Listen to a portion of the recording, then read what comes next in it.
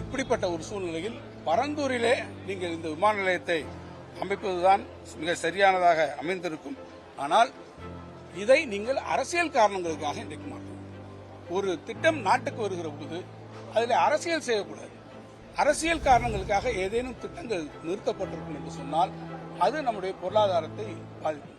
இன்னொரு பக்கத்திலே நம்முடைய வடநாங்கல் பறவைகள் சரணாலயம் இருக்கிறது, தென்பகுதியிலையும் போக முடியவில்லை. ஆக நம்ம ஏர்போர்ட் அமையக்கூடிய இடம் என்பது நமக்கு மேற்கு பகுதியில் தான் வருகிறது. மேற்கு பகுதியிலும் நான் ஏற்கனவே குறிப்பிட்டதை போல எந்த இடத்துல நமக்கு லேண்ட் அவைலபிலிட்டி இருக்கு, காஸ்ட் ஆஃப் லேண்ட் இருக்கு, எத்தனை பேர் நம்ம வெளியேற்றக்கூடிய ஒரு நிலைமைகள் உருவாகும், அங்க என்ன இஹெச்விடி லைன் மாதிரி அதாவது டெக்னிக்கல் பிரச்சனைகள் இருக்கா, ஒரு அந்த ரன்வே அமைவதற்கு 2 ரன்வே அமைவதற்கான வாய்ப்புகள் இருக்கா என்பதையெல்லாம் மிகப்பெரிய அளவிலே தொழில்நுட்ப ரீதியிலே நாம் பார்த்து அதற்கு பிறகுதான் பரந்தூரை தேர்ந்தெடுத்தோம்.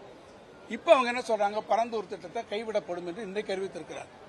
ஆனால் இதுவரை அவர்கள் ஏற்கனவே அறிவித்து, நம்முடைய முதலமைச்சர் அறிவித்து பரந்தூர் அந்த விமான நிலைய திட்டம் என்பதை ஒன்றிய அரசினுடைய அமைச்சர் அவர்கள் கூட நம்முடைய மாநிலங்களவையிலே நம்முடைய உறுப்பினர் வில்சன் அவர்கள் கேட்கிற போது இதுவரை எங்களுக்கு எந்த விதமான கோரிக்கையும் அரசாங்கத்திலிருந்து வரவில்லை என்று சொன்னார். அது ஒரு ஒருமைக்கு இன்றைக்கு நம்முடைய மாண்புமிகு முதலமைச்சர் அவர்கள் அந்த திட்டத்தை கைவிட்டிருப்பதாக அவர் அறிவித்திருக்கிறார். அரசாங்கம் ஒரு கொள்கை முடிவை எடுக்கிறது. ஆனால் இந்த திட்டத்தின் வாயிலாக வரவேண்டிய மிகப்பெரிய தொழில் வாய்ப்புகள் இன்றைக்கு மறுக்கப்பட்டிருக்கிறது. காரணம், நான் ஏற்கனவே சொன்னதை போல அந்த பகுதியிலே வரக்கூடிய இந்த வாய்ப்பினால் தான் திருவரம்பூரை சுற்றி இருக்கக்கூடிய பகுதிகள், சென்னையை சுற்றி இருக்கக்கூடிய பகுதியில் பெரிய அளவிலே தொழில் வளர்ச்சியை பெறக்கூடிய ஒரு வாய்ப்பினை வரும். இப்ப நீங்க என்ன பண்ணிருக்கீங்க, லேண்ட் அக்வசிஷன்ஸ்க்கு போயிருக்கீங்க. இப்ப லேண்ட ஒரு பர்டிகுலர் காரணத்துக்காக நீங்க அக்வசிஷன் எடுத்துருக்கீங்க. இந்த பரந்தூர் பகுதியில் கூட பாத்தீங்கன்னா ஏறத்தாழ 5746 ஏக்கர் நாம கையகப்படுத்தா இருக்கோம். இதுல பாத்தீங்கன்னா 95% ஏறத்தாழ 90% இடங்கள் நம்ம ஏற்கனவே கையகப்படுத்தணும். இந்த இடத்தை தேர்வு செய்து அவர்களோடு பேச்சுவார்த்தை நடத்துகிற போது பாத்தீங்கன்னா என்னுடைய அருகில் இருக்கக்கூடிய நம்முடைய மாண்புமிகு அண்ணன் ஏவா வேலு அவர்கள் அப்போது பொதுப்பணித்துறை அமைச்சர், அவருடைய தலைமையில் அவரும் நானும் மரியாதைக்குரிய முன்னாள் அமைச்சர் அண்ணன் அன்பரசன் அவர்களும் ஒரு குழுவாக அமைக்கப்பட்டு அண்ணன் வேலு அவர்கள் அதில் பலமுறை அவர்களிடத்தில் பேச்சுவார்த்தை அங்கே இருக்கக்கூடிய விவசாயிகளிடத்தில் பேசி அவர்களிடத்தில் எடுத்து சொல்லி அந்த இடத்திலே அதை அமைப்பதற்கு ஏறத்தாழ அங்கே இருக்கக்கூடிய பலரும் ஒரு கிராமத்தில் அத்தனை பேரும் ஒத்துக்கொண்டு அவர்கள் காம்பன்சேஷனும் வாங்கியிருக்கிறார். இப்ப இங்க வேணாம்னு சொல்லிட்டா லேண்ட் அக்விசிஷன் ஆக்ட் பிரகாரம் எந்த நோக்கத்துக்காக நீங்க எடுக்கிறீங்களோ அந்த நோக்கத்துக்காக தான் அதை பயன்படுத்த முடியும். இப்போ அங்கே கைவிட்டு விட்டீர்கள் சொன்னால் அந்த நிலங்களை என்ன செய்ய போகிறீர்கள்?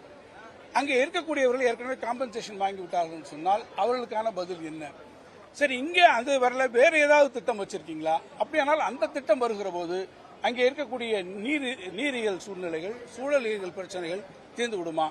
அங்கே இருக்கக்கூடிய விவசாயிகளுடைய பிரச்சனைகள் அது தீர்ந்து விடுமா? இன்றைக்கு நீங்கள் என்ன சொல்லுவீர்கள், இந்த இடத்திலிருந்து வேறு ஒரு இடத்துக்கு நாங்கள் பார்ப்போம், அது குறித்து ஆய்வு எடுத்துவோம் என்று சொல்லுவீர்கள். அது எப்போது வரும்? அங்கே இருக்கக்கூடியவர்களிலே எத்தனை பேரை நீங்கள் வெளியேற்றக்கூடிய சூழ்நிலை வரும்? அங்கே என்ன இன்ஃப்ராஸ்ட்ரக்சர் இருக்கு? சரி, இதே பரந்தூர்ல தான் இந்த விமான நிலையம் வரும் என்ற வகையில் அங்கே ஒரு மெட்ரோ திட்டத்தை இப்போ நமக்கு சுங்குவார் சித்திரை வரை கொண்டு போயிருக்கோம். எதிர்கால இந்த மெட்ரோ திட்டத்தினுடைய நிலைமை என்ன? இங்கே நீங்க கொண்டு போற இடத்துல இப்ப பெங்களூர் டு சென்னை அந்த புதிய சாலை, 4 வழிச்சாலை இப்போ வந்து கொண்டிருக்கிறது. இந்த இதோட அலைன்மெண்டோட பரந்தூர் இருந்தது. இனி வரக்கூடிய இடங்கள் எப்படி இருக்கும்? அந்த இடத்துல எந்த வகையிலே நீங்கள் செய்ய போகிறீர்கள்? நான் ஏற்கனவே சொன்னதை போல சென்னையை சுற்றி இருக்கக்கூடிய பல்வேறு இடங்களிலே மிகப்பெரிய அளவில் அந்த பிரச்சனைகள் உங்களுக்கு இருக்கும். ஆகவே அதை நீங்கள் என்ன செய்ய போகிறீர்கள் என்பதை நான் கேட்டுக்கொள்ள விரும்புகிறேன். ஆக இந்த சூழ்நிலையில், இப்படிப்பட்ட ஒரு சூழ்நிலையில் பரந்தூரிலே நீங்கள் இந்த விமான நிலையத்தை அமைப்பதுதான் மிக சரியானதாக அமைந்திருக்கும். ஆனால் இதை நீங்கள் அரசியல் காரணங்களுக்காக இன்றைக்கு மாற்றணும். ஒரு திட்டம் நாட்டுக்கு வருகிற போது அதில் அரசியல் செய்யக்கூடாது. அரசியல் காரணங்களுக்காக ஏதேனும் திட்டங்கள் நிறுத்தப்பட்டிருக்கும் என்று சொன்னால் அது நம்முடைய பொருளாதாரத்தை பாதிக்கும். ஏற்கனவே அதிமுக ஆட்சியில் துறைமுகத்திலிருந்து மதுரவாயல் திட்டம் இதற்காக நிறுத்தப்பட்டு மீண்டும் நம்முடைய கழக ஆட்சியிலே துவங்கப்பட்டது. இப்படி பல சூழ்நிலைகளிலே அரசியல் காரணங்களுக்காக திட்டங்களை நீங்கள் நிறுத்துவீர்கள் என்று சொன்னால் அது ஒட்டுமொத்த நாட்டினுடைய பொருளாதாரத்தை பாதிக்கும். எனவேதான் நான் கேட்டுக்கொள்ள விரும்புவதெல்லாம், அரசு அரசியல் நோக்கங்களை தாண்டி திராவிட முன்னேற்ற கழக ஆட்சியிலே இந்த திட்டம் கொண்டு வரப்பட்டு இன்றைக்கு நில எடுப்பு பணிகள் எல்லாம் கூட 90% முடிந்துவிட்ட நிலையிலும் இதற்கு வேண்டுமென்றே நாம் போய்விட்டு சொல்லிவிட்டோம், நாம் தேர்தல் அறிக்கையில் சொல்லிவிட்டோம், நாம் விக்கிரவாண்டிகளை சொல்லிவிட்டோம் என்ற காரணங்களை காட்டி இந்த திட்டத்தை நிராகரிப்பது என்பது உள்ளபடியே அங்கே இருக்கக்கூடிய பொருளாதார வளர்ச்சியை மிகப்பெரிய அளவிலே பாதிக்கும். திருப்பெரும்புதூர் மட்டுமல்ல, நம்முடைய பகுதியிலே பாத்தீங்கன்னா பல தொழில் வளரும். இன்னைக்கு பல தொழிற்சாலைகள் ஆந்திராவை நோக்கி போகக்கூடிய சூழ்நிலை எல்லாம் உருவாகி இருக்கிறது.